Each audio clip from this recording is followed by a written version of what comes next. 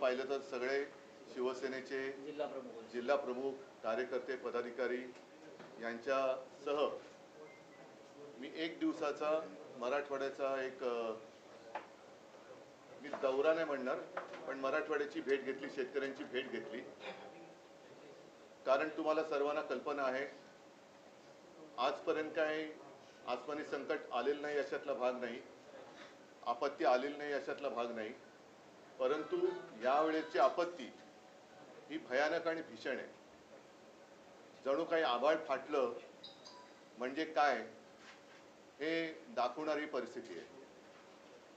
आणि मी तुमच्याशी आत्ता बोलतोय याही वेळेला मराठवाड्यात काही भागामध्ये जोरात पाऊस सुरू आहे.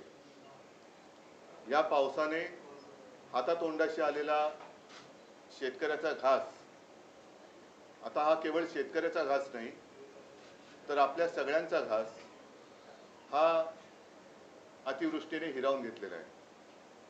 अनेकांच्या जमिनी खरडून गेलेल्या आहेत, पिकं तर उद्ध्वस्त झालीच, घरदारं वाहून गेलेली आहेत. जे मुलं बाळ आहेत त्यांची दप्तरं, वह्या, पुस्तकं, एका अर्थी तसं पाहिलं तर अख्खं आयुष्य त्यांचं वाहून गेलेलं आहे. आणि या संकटात भरीसभर म्हणून त्यांच्या डोक्यावरती कर्जाचं ओझं आहे. आपल्याला आठवत असेल आता साधारणतः 1 वर्ष होत आलं किंवा होईल, महाराष्ट्राच्या विधानसभा निवडणुका होत होत्या. तेव्हाही शेतकऱ्यांमध्ये एक असंतोष होता. तो असंतोष एवढ्यासाठी होता की त्यांच्या हातामध्ये पीक होतं, सोयाबीन वगैरे पीक होतं, कापूस होता, पण आत्ताचं सरकार तेव्हा होतं आणि हमीभाव देत नव्हते. हमीभाव खूप कमी देत होतं म्हणून शेतकऱ्यांमध्ये रोष होता. दुर्दैवाने आता असं झालेलं आहे की होत्याचं नव्हतं झालं. पीक जे हाताशी आलं होतं ते पूर्ण उद्ध्वस्त झालेलं आहे. म्हणजे आम्ही गेलो तो दुसरा तिसरा दिवस असेल, त्याच वेळेला ती पिकं जी काही उद्ध्वस्त झाली होती ती सडली होती, त्याचा वास येत होता. शेतामध्ये शेत जमीन जी आहे त्याच्यामध्ये ढोपरभर चिखल आणि त्याच्यावरती पाणी होतं. शेतकरी धाय मोकलून रडत होते. आणि एकूण सगळे चित्र पाहिल्यानंतर साहजिकच आहे शेतकऱ्यांनी मी गेल्यानंतर आपुलकीने माझ्याशी बोलले, हक्काने माझ्याशी बोलले. आणि तुम्ही जशी आमची कर्जमाफी केली तशी आता कर्जमाफी या सरकारला करायला भाग पडा, हे ते आवर्जून आणि असे आक्रोश करून सांगत होते. आता हीच खरी वेळ आहे की या शेतकऱ्याला या कर्जाच्या डोंगरातून आणि या संकटातून बाहेर काढायला पाहिजे. जी काही मदत जाहीर केली या सरकारने ती खूपच तुटपुंजी आहे. याचं कारण एखाद्या वेळेला शेती उद्ध्वस्त झाली तर त्याला एक नुकसान भरपाई दिली तर तो एक सीझन तो कसा तरी शेतकरी तग धरू शकतो. मात्र यावेळेला शेत जमीनच खरडून गेलेली आहे. आजूबाजूनी वाहणाऱ्या नद्यांचं पाणी हे त्या शेतामध्ये घुसलं आणि अख्खं म्हणजे जमीन खरडून ज्याला गेली म्हणतात तो शब्द तिथे गेल्यानंतर कळतं नेमकं काय आहे. वरचं पीक तर गेलं, जमिनीवरची ती माती गेली आणि अक्षरशः तिथले दगड आणि गोटे मुरुम हे सगळं वर आलेलं आहे. ही जमीन सावरायची झाली, परत जर का पीक घेण्यायोग्य करायची झाली तर किमान 3 ते 5 वर्ष लागतील असं शेतकऱ्यांनी मला सांगितलं. आता ही जर का वस्तुस्थिती आहे तर शेतकऱ्याला आत्ता जी काही या सरकारने मदत जाहीर केलेली आहे ती मदत जर का पाहिली तर जेमतेम हेक्टरी मदत किती होते, 7-8 हजार अशी काहीतरी होत असेल किंवा हे होत असेल. पण आता ती जमीन साफ करायला साधारणतः 6-7 हजार रुपये एकराला खर्च येणार आहे. आता साफसूफ करायला मी साफसूफ करायला म्हणतोय. त्याच्यानंतर मग त्याची माती टाकायची आणि ती कसण्यायोग्य करायची, याला खूप मेहनत लागणार, पैसे लागणार आणि त्याच्यानंतर तो शेतकरी पुन्हा एकदा पीक काढायला लागेल. पण 2-3 वर्षे याच्यात जात असल्यानंतर आत्ता जे शेतकऱ्याच्या डोक्यावरती कर्ज आहे तो शेतकरी कर्ज फेडणार कसा. ज्या विद्यार्थ्यांची ज्या मुलाबाळांची पुस्तकं वह्या वाहून गेलेली आहेत, म्हणजे शेतकऱ्यांनी कोणत्याही शेतकऱ्यांनी स्वतःच्या मुलाला शाळेत सोडायला इलेक्ट्रॉनिक व्हेकल घेतला असं माझ्या वाचनात आलेलं नाही. तो इलेक्ट्रॉनिक व्हेकल तर सोडा, त्यांच्या मुलाची जी काही वह्या पुस्तकं वाहून गेलेली आहेत ती पुस्तकं सुद्धा कशी घ्यायची या चिंतेमध्ये आहे. आणि मग रोज कुठे ना कुठेतरी आत्महत्यांच्या बातम्या येत आहेत. मी जेव्हा फिरत होतो तेव्हा एका घरात गेलो आणि ते खरंच तिथलं वातावरण बघून मन सुन्न झालं. ती बातमी आपणही वाचली असाल, आपल्याच माध्यमातून आम्ही सुद्धा ती बातमी पाहिली, वाचली. 31 वर्षाच्या एका पोराने आत्महत्या केली. 31 वर्षाचं पोर आणि त्याला जेमतेम 15-20 दिवसाचा बाळ. एक मोठी ती आपण ज्याला म्हणतो ना जॉईंट फॅमिली, तशी ती सगळी असं एक मोठं कुटुंब होतं.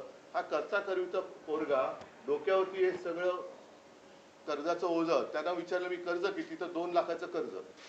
आता ही जी काही त्यांची थट्टा चाललेली आहे, भले मुख्यमंत्र्यांनी जाहीर केला असेल, पण माझ्याकडे कागद आहे की गेल्या 2-3 वर्षातली जवळपास 14,000 कोटी रुपयाची जाहीर केलेली मदत अजूनही शेतकऱ्यापर्यंत पोहोचलेली नाही, अजूनही पोहोचलेली नाहीये. त्याच्यानंतर 2017च्या कर्जमाफीची अजूनही प्रतीक्षा आहे. त्याच्यानंतर आमचं सरकार आलं, मी कर्जमुक्ती केली, कालबद्ध पद्धतीने कर्जमुक्ती केली, त्याच्यातले पैसे त्यांना मिळाले देखील. आणि इतरही वेळेला ज्या ज्या वेळेला संकट आलं, आम्ही पंचांग काढून नाही बसलो.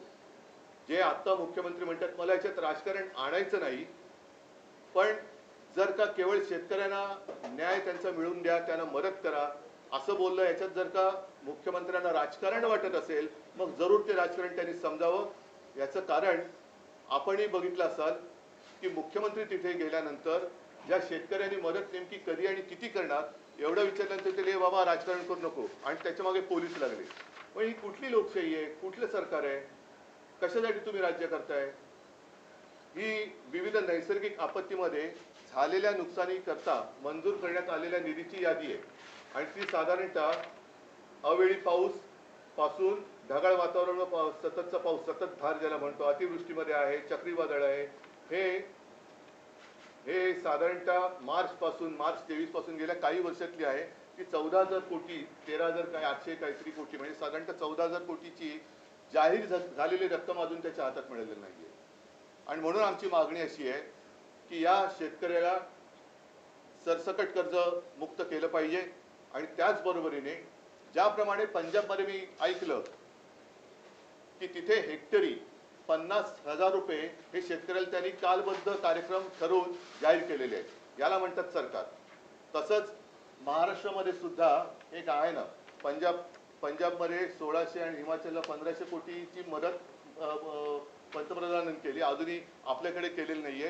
पण पंजाबच्या मुख्यमंत्र्यांनी जसं हेक्टरी 50,000 रुपये जाहीर केलेले आहेत, तसंच महाराष्ट्रातल्या सुद्धा सरकारने, डबल इंजिन आहे ना, आणखीन त्याला एक डबडं लागलेलं आहे. डबल इंजिन आणि किती त्याला डबे लागले त्याची कल्पना नाहीये. परत वरचं एक मोठं आहे धूर सोडणारं इंजिन, त्यांची मदत घ्या. कालच मुख्यमंत्री पंतप्रधानांना भेटले आणि महाराष्ट्राच्या परिस्थितीबद्दल चर्चा केली. आता चर्चा म्हणजे नेमकं काय केलं दिसतंय समोरच्या, चर्चा काय करताय? आणि मग दयावान पंतप्रधानांनी सांगितलं की तुम्ही तुमचा प्रस्ताव पाठवा. कसला प्रस्ताव? समोर दिसतंय तुमच्या. आज केवळ महाराष्ट्रामध्ये निवडणुका नाही आहेत म्हणून पंतप्रधान इथे येत नाही आहेत का? बिहारमध्ये निवडणुका आहेत म्हणून पंतप्रधानांनी बिहारमध्ये आत्ताच निवडणुकीच्या पार्श्वभूमीवर तिथल्या महिलांची मतं मिळवण्यासाठी 10,000 रुपये त्यांच्या खात्यात केंद्राकडनं टाकलेले आहेत. 75 लाख महिला. म्हणजे तुमची मतचोरी पकडली गेल्यानंतर तुम्ही काय बिहार खरेदी करायला निघालात? बिहार तुम्हाला काय खरेदी विक्रीची गोष्ट वाटली? आणि अजूनही आमच्या लक्षात आहे की 5-7 वर्षापूर्वी बिहारच्याच निवडणुकांमध्ये याच पंतप्रधानांनी जवळपास 1.25 लाख कोटीची मदत तिकडे जाहीर केली होती. ती मदत मिळाली की नाही मिळाली मला कल्पना नाही. बिहारला मदत केल्यामुळे किंवा मदत करत असल्यामुळे आमच्यात पोटदुखी नाहीये. पण ज्या महाराष्ट्राने तुम्हाला तुमच्या मते भरभरून मतदान केलं, तो महाराष्ट्र, त्या महाराष्ट्रातला शेतकरी आज संकटात असताना तुम्ही प्रस्तावाची वाट बघताय. हे सरकार आहे, कुचकामी सरकार आहे. आणि म्हणून अजूनही आम्ही याच्यात राजकारण आणत नाही. आज मी मुख्यमंत्र्यांना असं म्हणा, शेतकऱ्यांच्या वतीने हात जोडून विनंती करतोय की तुम्ही शेतकऱ्यांना कर्जमुक्त करा आणि तुम्ही शेतकऱ्याला हेक्टरी 50,000 रुपये हे तात्काळ जाहीर करून कालबद्ध स्वरूपामध्ये त्याचं वाटप करा. बँकांच्या नोटिसी ज्या शेतकऱ्याला जात आहेत त्या पहिल्या नोटिसी थांबवा आणि त्या कर्जाची जबाबदारी ज्याप्रमाणे हेही सुद्धा मी मध्ये वाचलं होतं की काही साखर कारखानदार आहेत, त्यांच्याकडे ज्याची थकबाकी आहे त्या थकबाकीदार साखर कारखानदारांच्या कर्जासाठी सरकार जसं थक हमी देतं, स्वतः सरकार हमी राहतं. आत्ताच मला वाटतं काही हजार कोटींची त्यांनी थक हमी दिली. म्हणजे तुम्ही कर्ज बुडवलं तर सरकार जबाबदारी घेईल. तशीच हमी या गोरगरीब शेतकऱ्याच्या कर्जाची आता सरकारने घ्यायला पाहिजे. शेतकरी जेव्हा कर्ज मागायला जातो तेव्हा त्याला सगळं काही गहाण टाकावं लागतं. अगदी बायकोचं मंगळसूत्र जे मोदी सांगत होते की तुमचं मंगळसूत्र चोरून दुसऱ्या कोणाला देतील, त्या शेतकऱ्याच्या मंगळसूत्राची किंमत आता या सरकारला किती आहे हे आम्हाला कळेल. आणि म्हणून या दोन मागण्या आम्ही महत्वाच्या करत आहोत. पीएम केअर फंडची तुम्ही मागणी केली, त्यातनं पैसा द्यावा. तर पीएम केअर फंड संदर्भात काल मुख्यमंत्र्यांनी स्पष्टीकरण देताना म्हटलं की कोरोनासाठीचे जे पैसे होते ते खर्च केले नाही आणि त्यामुळे कॅग म्हणते की कोरोनासाठीचे पैसे होते आणि ते देता येणार नाही. मला आता एका गोष्टीवरती गाढ विश्वास बसलेला आहे की भाजपला प्रशासन चालवता येत नाही. ना केंद्र सरकार म्हणून त्यांना प्रशासन चालवता येतं, ना राज्य सरकार म्हणून प्रशासन चालवता येतं. भाजप आणि प्रशासन यांचा दुरान्वयाने संबंध नाही. ह्याचं कारण असं, मी याच्यामध्ये अजूनही म्हणतोय की राजकारण आणू इच्छित नाही, पण ज्याप्रमाणे भाजपच्या उत्तर प्रदेशच्या सरकारने गंगेमध्ये जिथे कुंभमेळा केला, ज्या कुंभमेळ्यामध्ये स्नान केल्यानंतर सगळी पापं धुतली जातात अशी एक धारणा आहे, त्या गंगेमध्ये यांनी तिथे मृत्युमुखी पडलेल्या करोनाग्रस्त जी काही शव होती, मृतदेह होती, ती सोडून दिली होती. गुजरातमध्ये सार्वजनिक चिता पेटल्या होत्या. माझं मुख्यमंत्र्यांना आव्हान आहे, तुम्ही पहिले हे जाहीर करा. एक तर पंतप्रधान मदत निधी, जसं मुख्यमंत्री निधीची माहिती तुम्हाला आहे, मी तुमच्याशी बोलायला तयार आहे. मुख्यमंत्री निधीतनं कदाचित या म्हणून मी म्हटलं ना, भाजपला माहिती नाही, प्रशासनाचा त्यांचा सुतराम संबंध नाही. तेव्हा कोविड केअर सेंटर्स ही संपूर्ण देशात, महाराष्ट्रात जेवढी उभारली गेली ती कशी उभारली गेली. लसीकरण केंद्र ही 1 ते 2 होती, तरी 600च्या वरती आम्ही केली. रुग्णशय्या वाढवल्या, ऑक्सिजनचे प्लांट टाकले, हे सगळे हे त्यावेळेला आम्ही केलंच ना. पण त्याही परिस्थितीत आम्ही कर्जमुक्ती केली होती, हे त्यांनी विसरता कामा नये. पंतप्रधानांनी स्वतःच्याच रिकाम्या थाळ्या बडवायला सांगितल्या होत्या.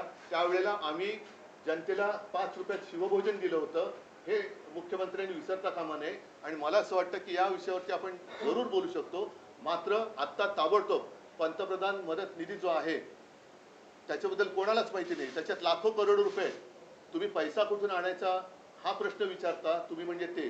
म्हणून मी त्याला उत्तर दिलं की प्राईम मिनिस्टर केअर फंड, काय पीएम केअर जो काय फंड आहे त्यातून हजारो कोटी, आता पंतप्रधान येत आहेत परवा, त्यांनी किमान महाराष्ट्राला 50,000 कोटी रुपये जाहीर केले. तर महाराष्ट्रावरचं, आणि केवळ मराठवाडा नाही, महाराष्ट्रावरचं संकट बऱ्यापैकी दूर होऊ शकतं.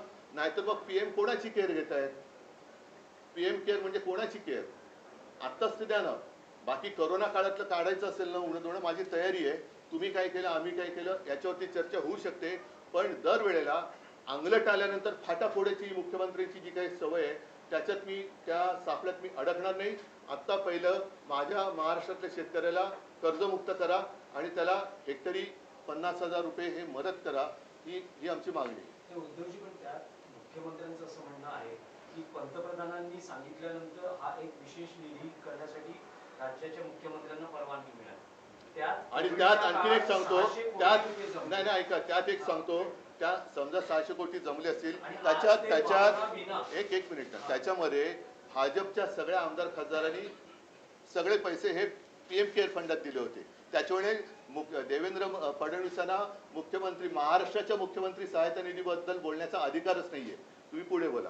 आता एक दुसरा विषय आणखीन असा आहे की परत एकदा हिंदुस्थान आणि पाकिस्तान यांचा सामना येत्या रविवारी होतोय, म्हणजे उद्या. हा निर्लज्जपणाचा कळस झाला, बेशर्मीचा कळस झालेला आहे. एका बाजूला आपल्या सैन्यासाठी सोलारचे टेंट बांधून देणारी, टेक्नॉलॉजी देणाऱ्या सोनम वांगचुक यांना देशद्रोही ठरवलं जातं, त्यांना अटक केली जाते, रासुकाखाली अटक केली जाते. आणि जो देश आपल्या देशामध्ये आतंकवादी घुसवतोय, म्हणजे खरे अतिरेकी ज्यांना जे घुसवत आहेत त्यांच्याबरोबर हे क्रिकेट खेळतायत, हे यांचं देशभक्तीचं ढोंग आहे. आणि म्हणून मी तुमच्या माध्यमातून सर्वांना आवाहन करतोय की गेले 2 सामने, दुसरा सामना तर कधी झाला कोणालाच कळलेलं नाहीये. उद्याच्या सामन्यावरती सुद्धा सगळ्यांनी माझ्या मते जे जे देशभक्त आहेत त्यांनी बहिष्कार टाकावा. त्याचप्रमाणे जे प्रायोजक आहेत, जाहिरातदार आहेत, त्यांना सुद्धा सांगतो की अरे तुम्ही सुद्धा तुमच्यातली देशभक्ती जरा दाखवा. तुमची उत्पादनं ही आपल्या देशात होतात. तुमच्या उत्पादनासाठी सगळ्यात मोठी बाजारपेठ ही आपला देश आहे. त्याच्यामुळे तुम्ही सुद्धा देशाचा जो शत्रू आहे त्याच्याबरोबर खेळण्याच्या सामन्यामध्ये कुठेही स्पॉन्सरशिप देऊ नका, हे मी त्या प्रायोजकांना सुद्धा आवाहन करतोय. सर, आज नाशिक कोर्टाच्या इमारतीचा उद्घाटन सोहळा झाला आहे. भूषण गवई त्या कार्यक्रमाला होते. त्याचं ज्यावेळी भूमिपूजन झालं त्यावेळी तुम्ही मुख्यमंत्री होतात आणि पुन्हा भेटू उद्घाटनाला असं म्हटलं होतं. भूषण गवई म्हणतात उद्धव ठाकरेंचा योग नव्हता. ठीक आहे, त्याच्याबद्दल मी नंतर बोलेन. आता माझ्यासमोर प्रश्न हे 2 प्रश्न आहेत. एक तर माझा महाराष्ट्र म्हणजे आपला महाराष्ट्र, त्या महाराष्ट्रातला शेतकरी आणि नुसता शेतकरीच नव्हे तर एका घरात मी गेलो तर आपण बघितलं असाल, एक गाडीत बसताना एक महिला, गरीब महिला होती. ती म्हणाली साहेब माझ्या घरात आज सुद्धा पाणी आहे, आमच्या गरीबाच्या घरात कोणी येत नाही, तुम्ही येऊन बघा. मी जाऊन बघितलं आणि ती लहान पोर होती तिकडे, तिचं नाव परी. आणि मला खरंच मन हेलावून गेलं की सगळं उद्ध्वस्त झालं असताना सुद्धा त्या घरात गेल्यानंतर तिथल्या महिला लगबगीने सांगत होत्या की अरे ओवाळणी करा. म्हटलं ताई ओवाळणी करू नका, जेव्हा तुमचं सगळं व्यवस्थित होईल तेव्हा मी नक्की येईन. आता माझी आणखीन एक मागणी अशी आहे की आजची जी काही घरं आहेत ज्याच्यात काहीच नाही, त्याला भिंती तर जेमतेम भिंती आणि वरती पत्रे आहेत, अशी काही घरं वाहून गेलेत. तुमची प्रधानमंत्री आवास योजना ही काय आहे नेमकं भानगड? या अशा घरांना, कच्ची घरं जी आहेत त्या घरांना तुम्ही पक्की घरं द्या ना. पक्की घरं का देत नाहीत? प्रधानमंत्री आवास योजना तिकडे पाहिजे. इकडे शहरामध्ये ती घरं बांधून काय उपयोग नाही. शहरामध्ये घरं बांधली जातात, ती घरं बांधणारी यंत्रणा वेगळी आहेच, पण गोरगरीब ज्याप्रमाणे ज्या घरात राहतोय, तुम्हाला आणखीन एक आठवत असेल की जो आपल्याकडे लातूरला भूकंप झाला होता, तिकडे घरं पडली होती कारण ती मातीची घरं आहेत सगळी, तर तिथे पक्की घरं द्या, त्याला काम करा ना. प्रशासन म्हणून मी म्हणतोय परत परत की भाजपला सरकार चालवता येत नाही, याच्यावरती आता माझा अंधविश्वास नाही तर डोळस विश्वास आहे. या सगळ्या संकटाच्या काळात महाराष्ट्राला विरोधी पक्ष नेता नाही, ना विधानसभेत आहे ना विधान परिषदेत आहे. अशा वेळेस कारण विरोधी पक्ष नेता हा सभागृहात आवाज बनतो जनतेचा, तर अशा वेळेस मी काही राज्यपाल किंवा विधानसभा अध्यक्षांकडे काही जाऊन काय उपयोग होणार आहे का? हा त्यांचा भित्रेपणा आहे. विरोधी पक्षनेता न देणं हा सत्ताधारी पक्षाचा भित्रेपणा आहे, हा घाबरटपणा आणि फेकटपणा आहे. मी तर असं म्हणतो की महाराष्ट्रावरती जे संकट आलेलं आहे त्याच्यावरती चला आम्ही राजकारण बाजूला ठेवायला तयार आहोत. आम्ही तुमच्याबरोबर सोबत येतो. तुम्ही खास अधिवेशन बोलवा विधिमंडळाचं, त्याच्यामध्ये चर्चा करू आणि सर्वानुमते महाराष्ट्राला कशी मदत करायची सगळे मिळून केंद्र सरकारकडे जाऊ आणि महाराष्ट्राला मदत करू. विशेष अधिवेशन बोलवा, आम्ही देतो सहकार्य तुम्हाला. मी केवळ विरोधाला विरोध करत नाहीये, पण जेव्हा सरकार म्हणून आपली जबाबदारी झटकू पाहतं तेव्हा मात्र मला नक्की राग आल्याशिवाय राहत नाही. ओला दुष्काळ असताना एकीकडे हिंगोली जिल्हा प्रमुख जे आहे शिंदे गटाचे, त्यांनी गौतमी पाटील आणि माधुरी पवारचा डान्सचा कार्यक्रम आहे. त्यांचा आखलेचा दुष्काळ याच्यात दिसतो. मला जास्त काय बोलायचं ठीक आहे. शिवसेनेच्या दसरा मेळाव्यात काय, कारण राज्यात पावसाचा आणि मुंबईतही पाऊस होतोय, शिवतीर्थावरती हा दसरा मेळावा होईल आणि मला वाटतं सकाळी संजय राऊत बोललेले आहेत की जर शेतकरी आणि सगळे त्यांच्या आयुष्याचा चिखल झालाय तर आम्ही महाराष्ट्राचे प्रश्न उचलण्यासाठी 1-2 तास चिखलामध्ये जर का आलो तर फरक काय पडतोय? कारण शेवटी जे तुम्ही आत्ता म्हणालात की विरोधी पक्षनेता हे पद अजूनही हे भेदरट सरकार आहे, घाबरट सरकार आहे. पाशवी बहुमत असलं तरी यांच्यामध्ये टोळ्यांचं सरकार आहे. ते घाबरते विरोधी पक्षनेतेपद द्यायला आणि त्याच्यासाठी जनतेचा आवाज बुलंद करण्यासाठी मी शिवाजी पार्कलाच दसरा मेळावा घेण्याचं ठरवलेलं आहे. मराठी माणसाच्या प्रश्नासाठी तुम्ही एकत्र आला होता.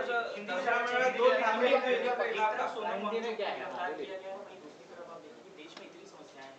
क्रिकेट को लेकर नहीं पहले शुरुआत करें.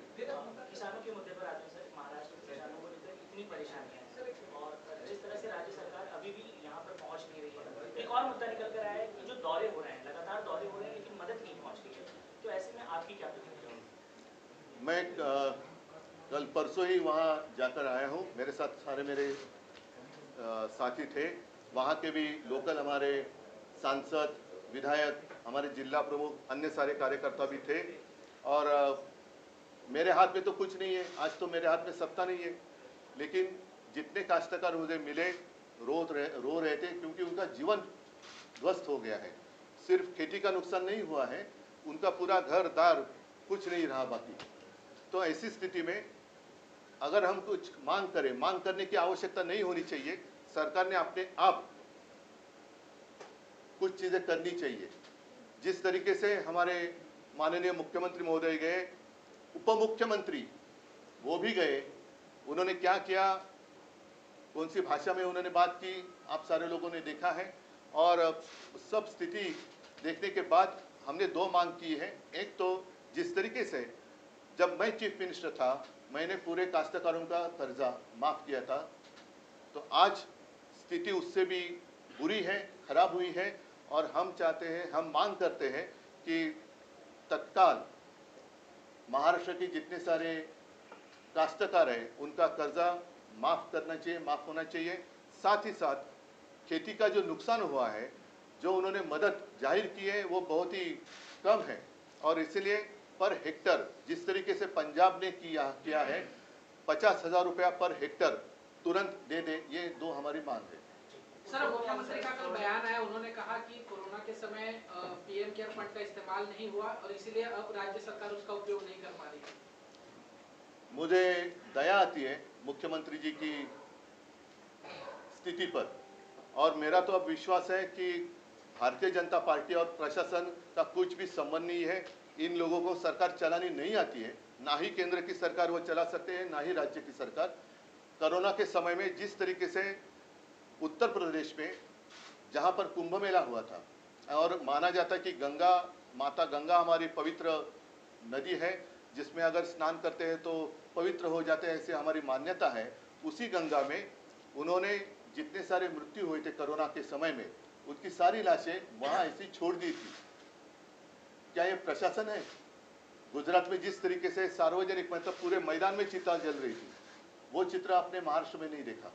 और महाराष्ट्र में जितने महाराष्ट्र में काम हुआ था, कोविड केयर सेंटर्स, फिर जो टीका, इन्होंने टीका महोत्सव भी किया था। टीका महोत्सव करो, ये महोत्सव करो, कोरोना महोत्सव करो। खाली थाली हमने बजाने के लिए नहीं दी थी, हमने शिव भोजन, पूरा भोजन 5 रुपए में गरीब लोगों के लिए उपलब्ध करके दिया था। दवाइयों की हमने सब पूरी दवा थी, फिर वैक्सीन, कोविड केयर सेंटर, जितना काम कोविड के समय में महाराष्ट्र की सरकार ने किया था, मुझे नहीं पता कि अन्य राज्यों में, खास करके जितना भारतीय जनता पार्टी की सरकार जहाँ भी है वहाँ काम हुआ था। खैर, मैं अब उस विषय में नहीं जाना चाहता। पहले पीएम केयर फंड जो है उससे पैसा ले लो और मेरे काश्तकारों को दे दो। सर, क्रिकेट का आप पूछ रहे थे। इंडिया पाकिस्तान का कल मैच हो रहा है, फाइनल है। वांगचू को गिरफ्तार किया गया है। मैं पहला क्रिकेट का होने दो। क्रिकेट का जो बात, क्रिकेट पर जिस तरीके से हम बात कर रहे हैं, बहुत ही दुर्भाग्य की बात है। हमें ऐसे लगा था जब मोदी जी प्राइम मिनिस्टर नहीं बने थे, तो वो रजत शर्मा की एक क्या इंटरव्यू में उन्होंने कहा था कि उनको, पाकिस्तान को उन्हीं की भाषा में जवाब देना चाहिए। पाकिस्तान आके मार के जाता है और हम अमेरिका के पास जाते हैं, देखो उन्होंने मारा जैसे कि वैसा।